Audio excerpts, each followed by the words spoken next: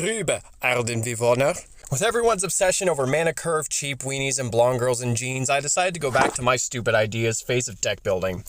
I thought it would be funny, because I have a broken sense of humor, to build a deck where everything is a 9-drop. Or a no-drop to my German friends. So, let me introduce you today to the Power 9, led by my friend and yours, the Dragon.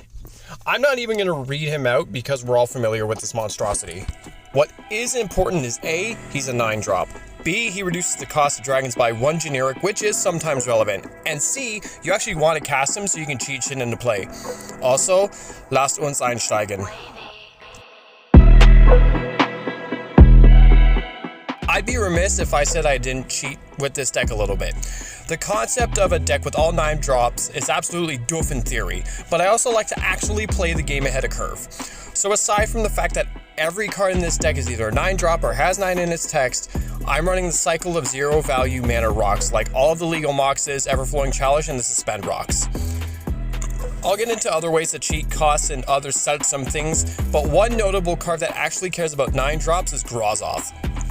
If you really wanted to, you can just go fetch every single 9-drop out of your deck into your hand, which plays really well into what I would consider the Verdete guns of this deck. Herigast, Erupting Nullkite.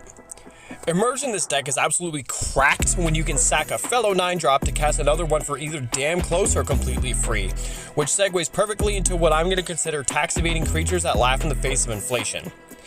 Anyone who's been around for a hot minute knows that there's a mono-colored cycle of creatures from way back in Darksteel, and while they're pretty unremarkable on their own, their abilities are pretty fun and they can get out pretty fast in this deck.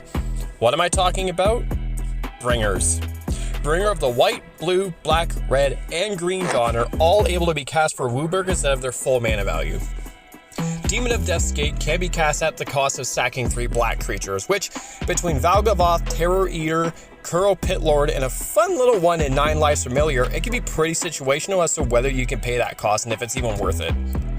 Molder Hulk costs 1 generic less for each creature in your graveyard. Hand of Emrakul can be cast by just sacking an Eldrazi spawn, which I don't think there's anything in the deck that produces them, but there might be some niche cases.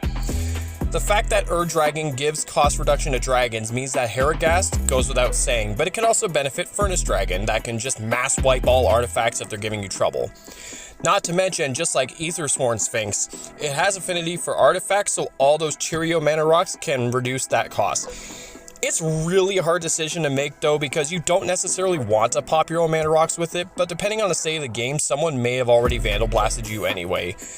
And if they are, they're a Shiza person anyway. And if you have Triplicate Titan and or Phyrexian Triniform on board, they would have already made you a collective of 6 artifacts to reduce the cost to be fodder anyway.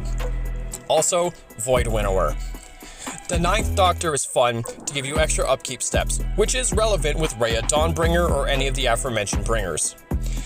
Mana fixing really isn't an issue in this deck because even though things like Chromatic Lantern or Dryad of the Elysian Grove aren't here, there's no limit on lands, so the World Tree can solve that issue for you. Artifact Ramp is the most useful form in this deck, but there is Reshape the Earth and the Great Aurora. The Great Aurora can be really funny because even though it shuffles your whole field, you can drop in a nice fresh flood of lands and just keep the engine going. You may think having a deck of 9-drops makes it hard to actually cast these, but between ramp, cost reduction, and outright cheating things into play with Dragon's triggered ability, it can get pretty doof. And the fact that so many of these creatures are too big to be properly dealt with without board wipes or straight up removal means that you will be a literal titan on the field. The deck is a total meme.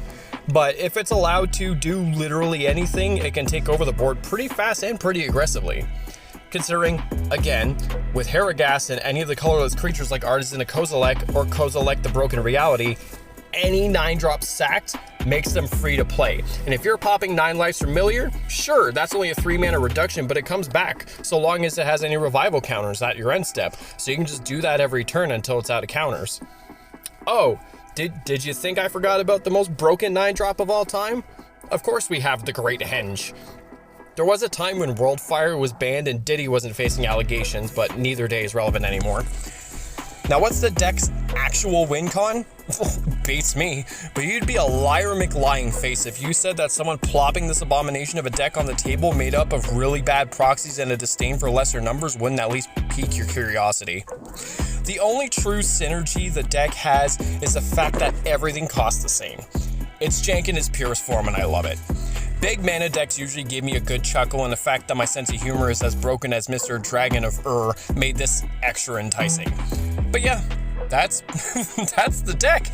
You know damn well I'm linking this on Moxfield, which I actually got a creator badge for now, so that's pretty nifty.